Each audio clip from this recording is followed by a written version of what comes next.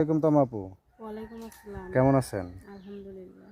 আচ্ছা, বা আপনার বাড়ির সবাই কেমন আছে? মোটামুটি ভালো আছি। ও আচ্ছা, ঠিক আছে। আপনি তো এর আগেও আমাদের ভিডিওতে আসছিলেন, আবারও আমাদের সামনে চলে আসছেন। আমাদের সামনে এবার আসার কারণটা কি জানতে পারি? আপনাদের সামনে আসলাম এই কারণে, আপনাদের কাছে অনেক অসহায় মেয়েরা আসে, ওনাদের একটা ভালো গতি হয়, যেন ভালো একটা মনের মানুষ পায়, নিজের লাইফটা সুন্দর করে কাটাতে পারে। আমার আসার উদ্দেশ্য, আমি জানছি যে ওইখানে এসে অনেক মেয়েরাই, অসহায় মেয়েরা আসে, আপনাদের মাধ্যমে ওনাদের অনেক উপকার হয়। এই জন্য আমি আসছিলাম, আমি একটা ভালো মনের মানুষ পাই। ও যাক, আপনি আসছেন বড় আশা করে যে এখানে গেলে হয়তো ভাইদের দ্বারাই আমার একটা গতি হতে পারে, এই তো? জি। যাক, আলহামদুলিল্লাহ। আশা করি আমাদের এখান থেকে অনেক মেয়েরই গতি হয়েছে, আল্লাহ চুল চায় আপনারও হতে পারে। তো আপনি বর্তমানে কি কোনো কাজকর্ম করেন? জি না, আমি কোনো কাজ করি না, আমি সেলাইয়ের কাজ শিখতেছি ও সেলাইয়ের কাজ শিখতেছেন? মেশিনে। যাক, আলহামদুলিল্লাহ, সেলাইয়ের কাজ শিখতেছেন, যে আপনার দায়িত্ব নেবে, হয়তো তাকে একটু হেল্প করতে পারবেন, এই তো? জি। ও আচ্ছা, ঠিক আছে। তো যাই হোক, আমাদের এখানে আসার উদ্দেশ্য আপনার ভালো একটা মনের মানুষ চাচ্ছেন। আচ্ছা, যদি কোনো প্রবাসী ভাই আপনাকে পছন্দ করে আপনাকে বিয়ে করতে চায়, সেক্ষেত্রে কি আপনি অ্যাকসেপ্ট করবেন তাকে? হ্যাঁ, আমি দেখবো যদি সে, তার মনের সাথে আমার মন মিলে যায়, যদি সে আমাকে পছন্দ করে, আমার অতীত মানে আমার বাবা মা, আমি গরিব বলে যদি আমাকে সে মেনে নিতে চায়, তাহলে আমি বিয়ে করব।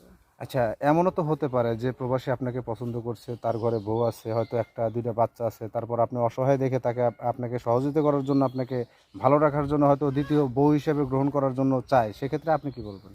না, আমি তা করব না, কারণ বউ আছে সেখানে আমি যাব না।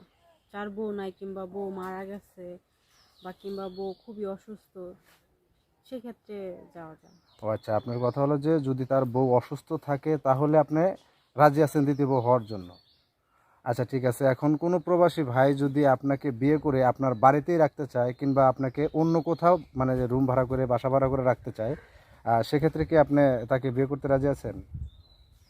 হ্যাঁ, সে বা- আমাকে যেভাবেই রাখবে, যেখানেই রাখবে, যে অবস্থায় রাখবে, কিন্তু আমার দায়িত্ব নিতে হবে।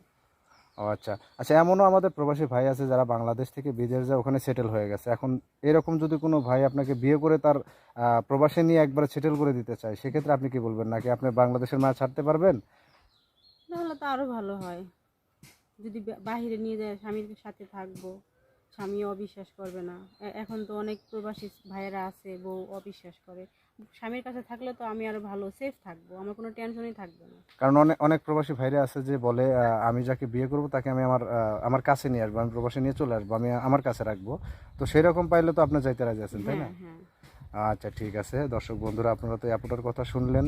আসলে এই আপুটা এমন একটা মানুষ চাচ্ছে যে সারা জীবন তাকে আদর ভালোবাসা দেবে, এবং কি বট গাছের ছায়ার মতো তার মাথার উপর থাকবে। তো যদি কোনো ভাইয়ের এই বোনটাকে পছন্দ হয়ে থাকে, তাহলে অবশ্যই আমাদের এই স্ক্রিনে দেওয়ার নাম্বারটিতে যোগাযোগ করবেন। আমাদের স্ক্রিনে দেওয়ার নাম্বারটিতে হোয়াটসঅ্যাপ, ইমো সবই পাবেন।